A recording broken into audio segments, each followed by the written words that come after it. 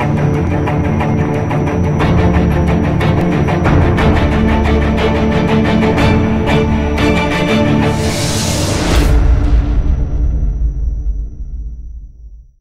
are very excited to announce our first ever guest here on Epic Comic Cast.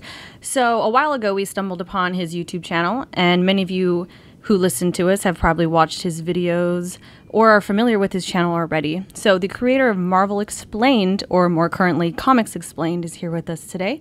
So everyone, please welcome Rob Jefferson to the show. How are you doing today, Rob? What's going on? Doing pretty good.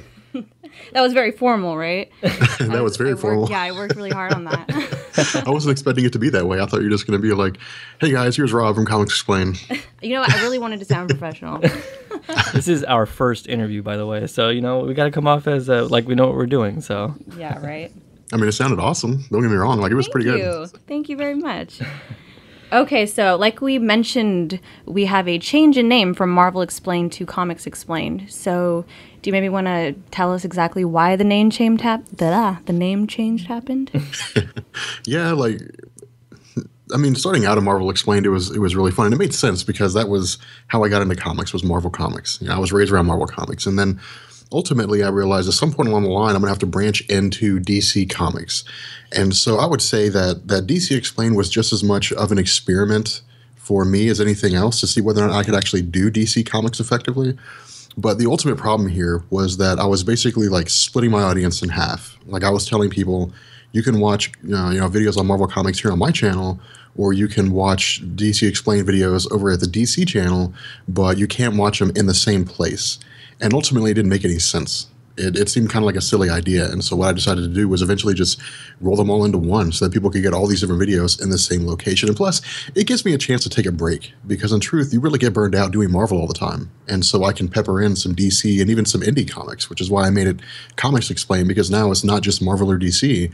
It's any kind of comic book made by any kind of company. very cool. So asking you the question, Marvel or DC, is kind of pointless because we all know you're all Marvel guy. You started out with the channel Marvel Explained. And for those of the listeners that don't know, Rob actually runs a YouTube channel that he's had for about a year now, or how old is the channel? It's a little over a year, I think. Oh, very cool. But it's one of the largest comic book / superhero comic book channels on YouTube. And he's got a massive following, and he puts out these videos that kind of explains your favorite comic arcs. I guess a good question would be, did you have a favorite that you've done so far in terms of, a story arc or a comic arc? Oh, yeah, definitely Civil War. Oh, nice. Yeah, I love Civil War. That is one of our favorites, too. Yeah, and I was telling Karina, how we do a show each and every week, that I, sometimes take a look at your videos to refresh my memory because, we both read Civil War about, years ago. And to refresh for our show, we watch some of your videos sometimes and like, man, this guy does a great job of, explaining everything. I appreciate it. Okay, so let's see. Oh, so from your DC Explained, I recently just watched your Killing Joke episode, and the ending was very interesting in the way you decided to end it, and you kind of left it open-ended and had the audience sort of tackle that ending debate in the comments section. So just for the record, how do you believe the Killing Joke ends? Man, honestly, initially when the Killing Joke was made, it was not part of the DC continuity. It was totally separate and it was isolated. Yeah, it was. So I would say, I'd say when it was initially wrote by Alan Moore, that Batman killed the Joker. That up to that point, the Joker was just kind of like, I guess he was viewed as being beyond hope. There was really nothing you could do to help the guy out, especially when Batman extended a hand and said, hey, look, like I'll take you in. We'll try to rehab you and get you back to a relatively sane place, I guess. But then, of course, he turned that down. And so I think that at the end of the story, like the laughing stops means that the laughing of the Joker, like the Joker himself, is dead. But exactly. Of course we know. Like, it's the killing joke, right? Like the final joke. Yeah, we've had this debate previously. I mean, me and Tony don't agree on how it ends, but I really liked how Karina still thinks that he doesn't kill the Joker. Yeah, I will go to my grave believing that. Well, I mean, you're technically right. I mean, they rolled the Killing Joke into the continuity, and he didn't kill the Joker. Yeah, exactly. Exactly. And I really liked, too, in that episode, how you explained the joke at the end. Because for the longest time, I was, like, trying to understand exactly how it was related to, you know, the story as a whole. So I really appreciated that. So, next question. So, do you have a favorite big screen comic adaptation? So, like, what's your favorite comic book movie? See, that's a tough one. Because there's some really good ones out there, but I don't know. I mean, so we're talking about like movie silver screen, right? Yeah. I was going to say like TV show. I was going to say any of the episodes from Batman the Animated Series.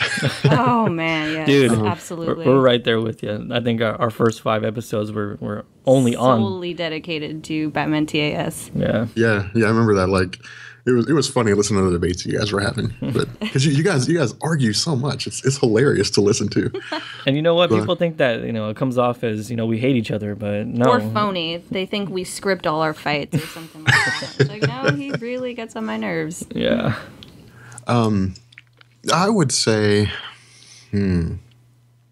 probably Iron Man 1, just for the sentimental value, because you can see that like Marvel threw all their eggs in one basket with Iron Man 1. They were like, all right, guys, like we're swinging for the fences.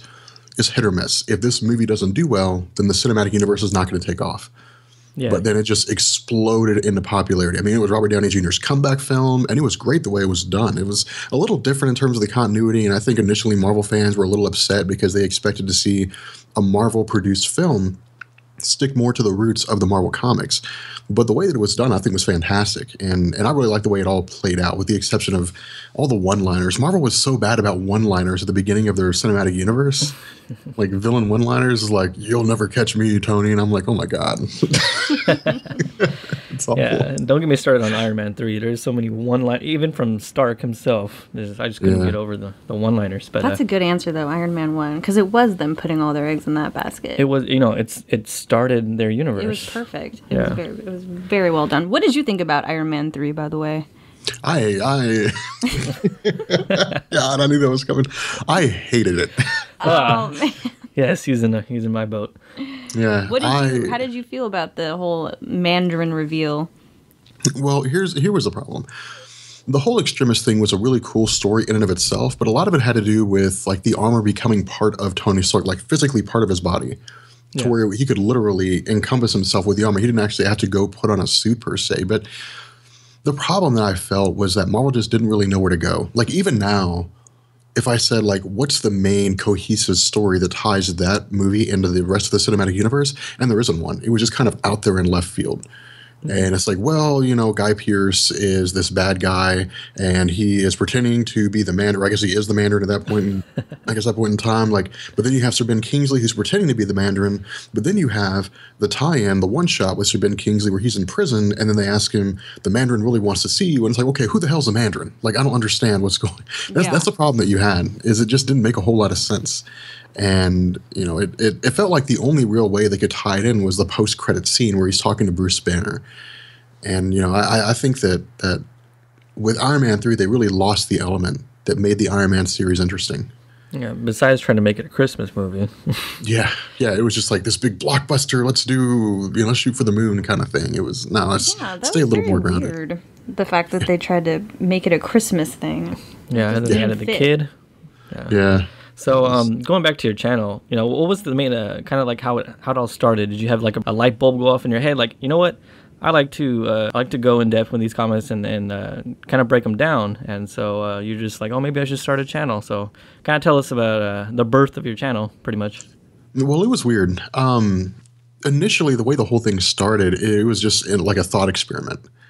Like one of the things I'd always heard is people were like, you're really, really good at explaining things. Like you're good at making things make sense. Like I used to play Call of Duty back in the day, and I had a Call of Duty channel, and I sat down and made a 7-minute commentary about how black holes form.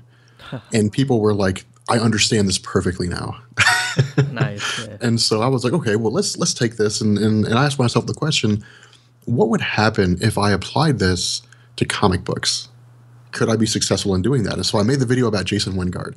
And initially it kind of puttered and puttered. And then I was talking to a friend of mine and he was like, do like a big character, do like a big well-known villain or something. And so I did my video about Apocalypse. And what's really interesting here is that the idea of the cascading comic book panels actually came from a friend of mine, Sean, because initially I just had like one image. If you go back and watch the old original videos with like Jason Wingard and even a couple others, it's just got one picture and I'm just talking about the character. And he was like, give people something to look at. Give them something that they can relate to the content. And so I said, okay. So I started that with the Apocalypse thing, and Apocalypse just exploded. It just blew up into popularity. I posted it on Reddit, and then it all just took off from there. And before I knew it, like there were requests coming in, and then I had Marvel Request Monday, which I need to bring back. But it was wild the way it was all playing out. And then of course I met Benny and Sal. But in truth, yeah, that's how it all started. Was just, could I do this? Can I make a video about a comic book character, and will people like it? Very cool. So you knew you had a talent, and you're like, man, I love comics, so why not put them together, right? And you are really good at explaining things. And you really have this, like, that voice where you're just like, it's just... I believe him. Yeah. I will follow him. There's so much credibility in your voice. Like, okay, explain that to me. That's a question I have for you guys. People tell me that all the time. Like, they comment all the time in my video, like, this guy's got the best voice ever. The voice of God, which I've seen a lot of YouTubers say. It sounds like you know what you're talking about. It's. I think it's perfect. Yeah. I guess maybe it's just I've been listening to it for so long. But I noticed how you recently you did the Q&A. It was a live YouTube session, right? Yeah. How'd that go? How did it feel to be live and on YouTube? I know me and Karina are gonna, or we want to start doing that soon in terms of taking all the questions from the viewers and stuff. How was it? It's fun. But I also felt a little bit bad too, because like I want to answer everybody's question, but they just come in so fast. Yeah, with 150,000 subscribers, yeah. Yeah. Were you even able to read a question before it got bumped, or? Actually, no. There were a couple of times where I couldn't. There were times where like it would come in spurts. Like I would be answering a question, and then by the time that question was done, like 15 more would pop up. And I was like, oh my God, I'd have to like scroll up a little bit. I'd have to like be really quick about picking which ones, I wanted to answer. But I tried to answer as many as I possibly could. Now, some of them were redundant. They would ask the same question, but different ways. They would say, what's your favorite film for the Marvel Cinematic Universe? And then they would say, which film stands out to you the most or something like that. But, it was really cool, being able to interact with fans like that, being able to interact with people directly. Because I think that real-time communication is the closest thing to a meetup, I guess. And so it's one of the coolest things, I think, about being able to do that. That's super awesome. It kind of terrifies me, though, the whole live thing. I don't know. Well, I mean, we've encountered this a couple times during the during the live stream, or during the podcast. But there's a couple times where people will like show up and try to troll you, but it's funny because if you ignore them, they'll just go away. So yeah. I hate those people. Korea needs to learn to deal with trolls a little bit better. All right. Do you rage out when it comes to trolls? It gets me down. Let them get into my head. I'll grow tougher skin sooner or later. But we're gonna jump right back into the films, because from the lineup of films set to be released throughout like the next 10 years, set up by Marvel and DC, what film are you most excited to see? Oh, the Inhumans, definitely. Ooh, very cool. Yeah. And I know that you recently did a video explaining the origins of the Inhumans, and that was an awesome vid. In terms of, the movies, that's really one of the properties that it's similar to Guardians of the Galaxy, where not a lot of people know about the Inhumans, and I'm really interested to see how they're going to pull it off. Yeah, I don't know. It will be different. It'll be very unique in terms of how the film is done, because one, they're probably going to, they're going to tie into the Kree. We know that from watching Agents of S.H.I.E.L.D. and things unfold on that TV show. But what's also going to happen here is you're going to have basically like the lead character, like Black Bolt, and he's never going to talk. He's never going to say anything the entire time. Yeah. Like you're going to have whoever it is that plays his wife, Medusa, speaking on his behalf. And so while they say that like Vin Diesel, I think, is expected to play the role, I think it's going to be funny, because the question is, how well can Vin Diesel act when he can only use body language? Yeah. So I don't know. He didn't really have to do that. It was all voice. But yeah, that's all he had to say is, I am Groot. I think the fact that he won't be able to speak might actually help.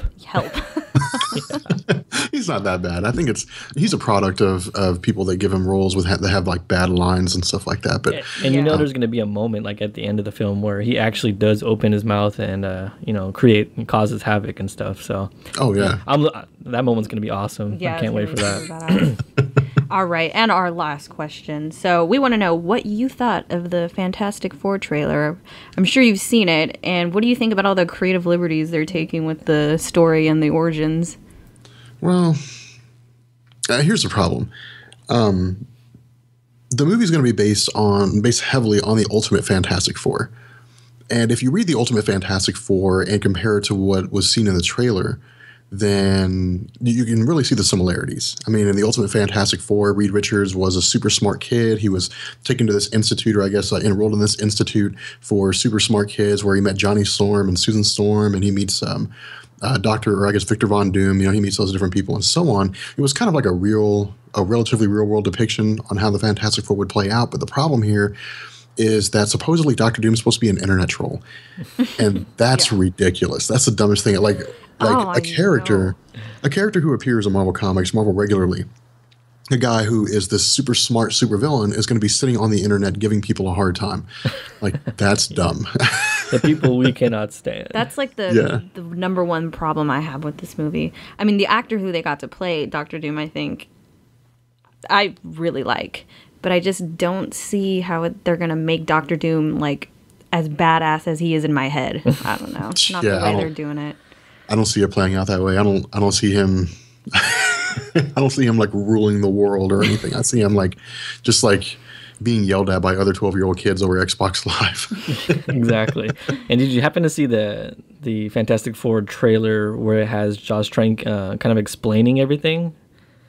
Yeah, well, to a degree. And I saw the actual teaser, I guess the minute and a half long trailer they released where it looked like they went to the negative zone. Yeah. But aside from that, I don't.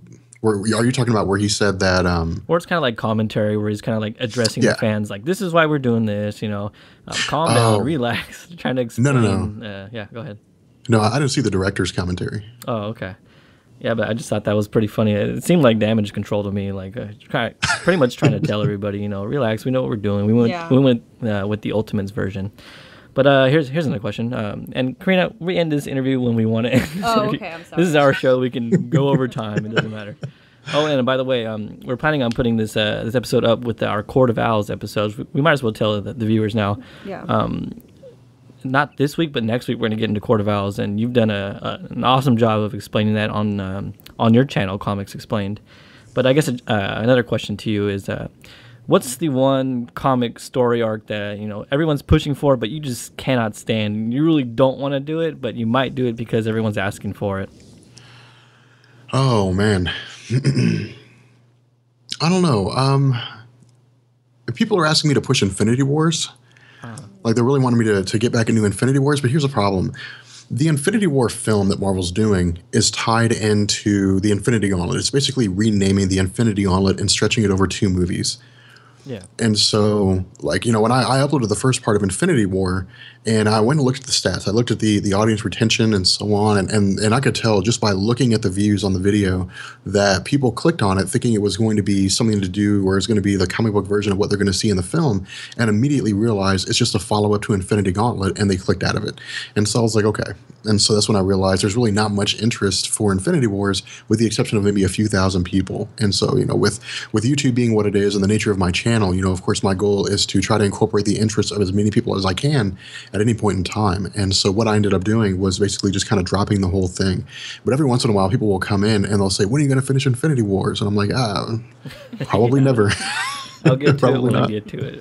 Right? Yeah. I mean, at this point, I just kind of made it an unlisted video and kind of shuffled it to the back. But I don't know. So I have a question for you guys. No, go for it. So Batman stories. So what are your favorite Batman stories? Karina, you want to go first? I really love Court of Owls. I really do. Killing Joke too, and Tower of Babel. He asked for one. Oh, I'm sorry. You're taking some of mine. Okay, go ahead. I'm going to have to go with Tower of Babel. She actually said it. Basically, for the reasons everyone likes it. It's the story arc where, Batman has his contingency plans for every member, and they end up getting in the wrong hands. Ra's al Ghul takes him, and everyone's just pissed at Batman at the end. They're like, oh, you know what, we don't even want you in the league anymore. But it really shows, Batman's insecurities, and, the fact that he's willing to have fail-safes and put his reputation on the line in terms of his status in the league. But that's one of my favorites. But one more question. Well, maybe not one more, but I'm gonna stop saying one more right. question. So, what are your thoughts on Batfleck? See, a lot of people ask me that. A lot of people ask me, what are your thoughts on Ben Affleck playing Batman? Ben Affleck is a product of the script that he gets. Like, people look at Daredevil and they say, oh my God, that was just a travesty. How in the world could Ben Affleck ever play a superhero? But to me, there's no difference between playing a superhero and playing any other character. When you look at Ben Affleck's entire, portfolio here, you've got The Town. Like, you've got Argo. You've got Good Will Hunting. Like, you've got some fantastic films. If the movie's written well, Ben Affleck will be amazing. Yeah, if the movie's written terrible, Ben Affleck will be terrible. And that's the problem, is because ultimately, more than Henry Cavill, besides the fact that, he played, Superman, Ben Affleck, as the star that he is, kind of the blockbuster guy, is going to be the face of that film. Yeah. And so it's, Batman versus Superman, Dawn of Justice, they're going to say, okay, Ben Affleck is the face of this film. That's how fans are going to go into it. That's how your average moviegoer is going to go into it. And so if the movie tanks, if they walk out and say, I didn't enjoy that, then they're going to turn around and say, Ben Affleck did terrible. They're not going to say Henry Cavill did terrible. Exactly. They're going to say Ben Affleck did terrible. He's a polarizing figure. Yeah, he is a polarizing figure. Okay, Spider-Man. Is he? What do you think? Is he going to be in the Marvel Cinematic Universe anytime soon, or? Well, I don't know. See, and do you want him as a part of Marvel? I'd love to see Spider-Man as a Marvel Cinematic Universe, because it would round out the Marvel Cinematic Universe. Spider-Man's a mainstay. The X-Men, they can kind of keep the X-Men, but Spider-Man is Spider-Man. He's the face of Marvel. I don't think we're going to get him. And here's why I say that. If you look at Spider-Verse and the events as they're playing out, you have all these different Spider-Men coming together. Miles Morales is slowly being raised up. He's slowly getting all the hype as the Spider-Man. And so I think that what's going to happen here is that once the whole 2015 summer event happens and you have the equivalent of Spider Island going on Battle World, whatever it is, that they're going to kill off Peter Parker. And that Miles Morales is going to take his place. Now, how long that'll last, I don't know. But in truth, if I were Fox and I was backed by Disney, or if I were Marvel and I was backed by Disney, I'd go to Disney and say, hey, look, guys, like I don't care if it takes us 200 years to pay it off. Give us the money to buy Spider-Man from Sony. It was just an exorbitant amount of money. Yeah, he's. I think they did a poll or some kind of voting thing, but Spider-Man is their most popular, character ever in terms of toy sales, just everything about him. It's a big blow to Marvel not to have him, and to compete with Batman and Superman and DC. It's kind of no contest. But at the moment, Marvel's kicking ass in the movies, and DC needs to prove itself, and I hope it does. I really hope that DC's plan and its universe comes into shape and they start to compete. So Karina, anything else? Nope, I think we're going to wrap up here. All right. Also, Rob, go ahead and plug yourself. The YouTube channel and pretty much everywhere you want people to go follow you. Oh yeah, I've got a Twitter account, Comics Explained, and YouTube channel's the same name. And I recently just got into DC explaining on Comics Explained, merging DC Explained and Marvel Explained into one channel. And so there'll be DC content forthcoming on the new channel. And of course, I'll maintain Marvel content, and then I'll also be tying in some indie comics. So we'll get into other lesser known comic book companies, but have still published great stories like Spawn and Witches and so on and so forth. So yeah, Spawn's awesome. Yeah. So guys, check that out, and also congrats on being I'm not sure if the Watch Mojo voting has ended or if that hasn't been tallied up, but I'm sure you're in the top 5 in terms of best quality comic book superhero YouTube account. So congratulations on actually being on that list, or even being on that list. Yeah, actually, you want to know a funny story about that? Yeah, go for it. We didn't know that list existed. that list had been there. Like me, Benny, and Sal didn't know it was there. Like none of us knew it. Like Variant, NerdSync, like none of us knew it was there. Like suddenly, like somebody just sent a link to Benny, and he was like, "Hey guys, like there's a top 10 request list on WatchMojo, and you guys are in it." And we're like, "What?" And so like we went through and looked at it. We were like, "Oh my god!" And shortly after that list was made, WatchMojo sent us emails and said, "We're going to make a top X series, and it's going to be based around the top, I guess, YouTube comic book creators, whatever it is, or comic book YouTubers." Creators, There we go. and I was like, well, that's awesome.